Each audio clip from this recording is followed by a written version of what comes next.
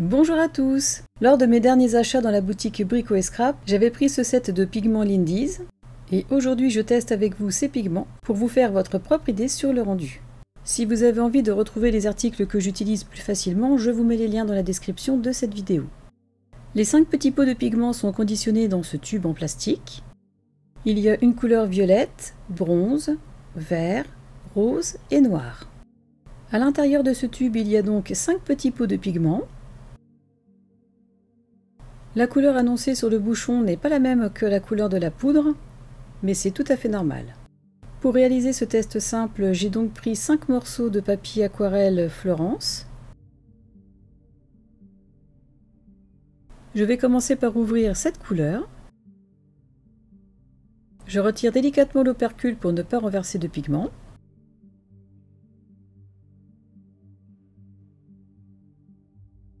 J'humidifie le papier aquarelle avec un spray d'eau. Je prélève des pigments à l'aide d'un pinceau sec et j'en dépose doucement sur le papier humide.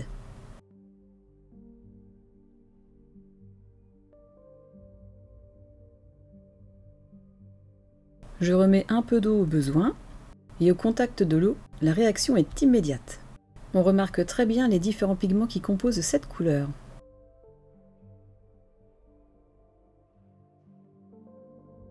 Je les disperse un peu mais sans trop y toucher.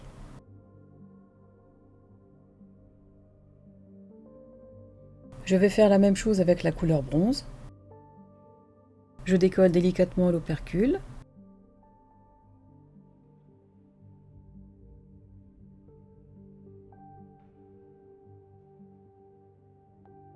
J'humidifie le papier aquarelle. Je prélève des pigments au pinceau et j'en dépose sur le papier humide. Encore une fois, l'effet est instantané et superbe. Je rajoute un peu d'eau pour disperser un peu plus tous les pigments. Et je laisse sécher. Autour du pigment vert émeraude, comme pour les deux précédents, j'humidifie le papier aquarelle, je prélève des pigments et je les dépose sur le papier humide.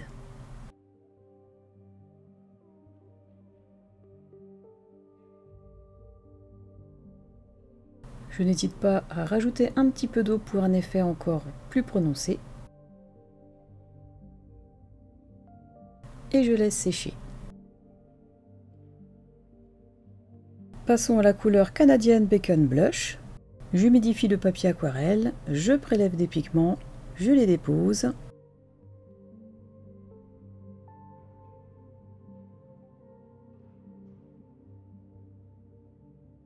Je remets un peu d'eau au besoin.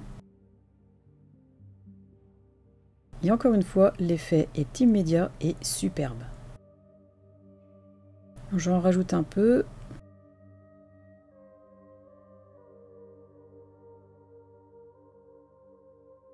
Et je laisse sécher. Je fais la même chose avec le dernier pot de couleur OK Puck Black. Je pulvérise de l'eau sur le papier aquarelle. Je prélève des pigments, je les dépose sur le papier humide. Comme le papier aquarelle était bien humide, la diffusion des pigments se fait du premier coup.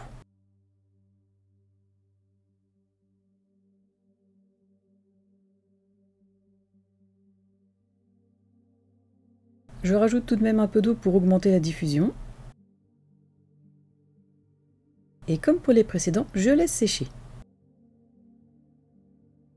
Voici le rendu des pigments une fois bien sec. Alors comme je l'avais déjà expliqué, la couleur du bouchon est complètement différente de la couleur de la poudre sèche, mais au final, une fois humidifié, la couleur annoncée est la bonne et le rendu est superbe. Voici pour cette couleur.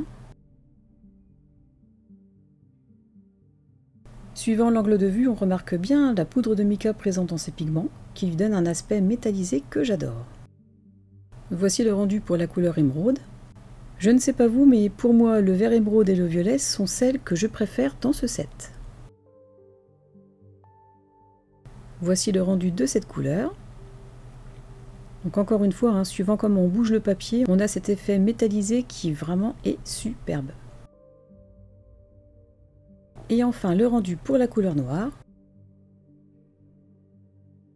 On voit les différentes couleurs de pigments qui le composent, la poudre de mica. Franchement, j'aime beaucoup. Maintenant, je vais vous montrer le rendu en les utilisant comme des aquarelles.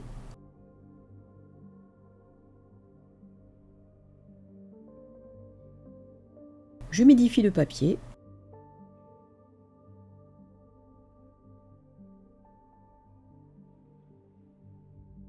Je prélève des pigments avec un pinceau sec. J'en dépose sur ma plaque. Je dilue le pigment avec un peu d'eau et je l'applique sur le papier aquarelle.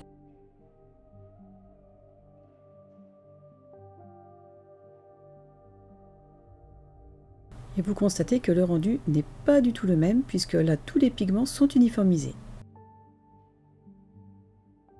Hors caméra, j'ai fait la même chose avec les 4 autres pigments. Je vais vous remontrer donc les deux effets suivant les deux méthodes utilisées. Le recto pour un effet magique optimum et le verso pour un effet classique. Pareil pour cette couleur. Ce n'est pas du tout le même effet mais les deux sont intéressants.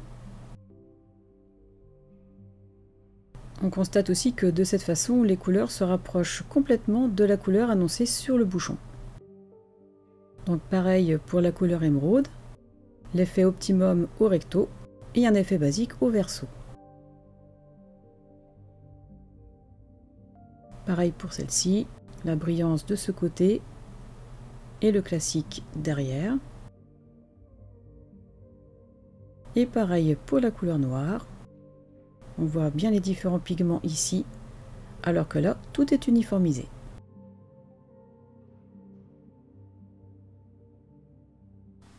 Plusieurs personnes m'ont demandé l'effet qu'auraient ces pigments sur du papier aquarelle noir. Eh bien, hors caméra, j'ai fait un test. Et donc, on peut en conclure que sur le papier noir, ce n'est pas du tout probant. On ne remarque pas du tout la couleur des pigments. On voit juste les micas. Peut-être un petit peu sur celui-ci, mais très léger. Donc voilà, ces pigments sont vraiment adaptés concernant les papiers pour les papiers clairs. D'autres tests bien sûr peuvent être faits, comme par exemple avec de la modeling paste ou avec du gel ou avec d'autres médias, mais pour ce test j'ai voulu faire quelque chose de simple. Ce premier test est à présent terminé. Dans la prochaine vidéo, je vous montrerai comment je réalise une petite création avec cette collection, en utilisant aussi les pigments. Si vous avez aimé cette vidéo et si vous avez envie de me soutenir, surtout n'hésitez pas à cliquer sur le petit pouce vers le haut, partagez ma chaîne, abonnez-vous si vous ne l'avez pas encore fait. Vous pouvez aussi me laisser des commentaires, j'adore les lire et j'adore y répondre. Et en attendant la prochaine vidéo, je vous souhaite de passer une excellente journée. Au revoir!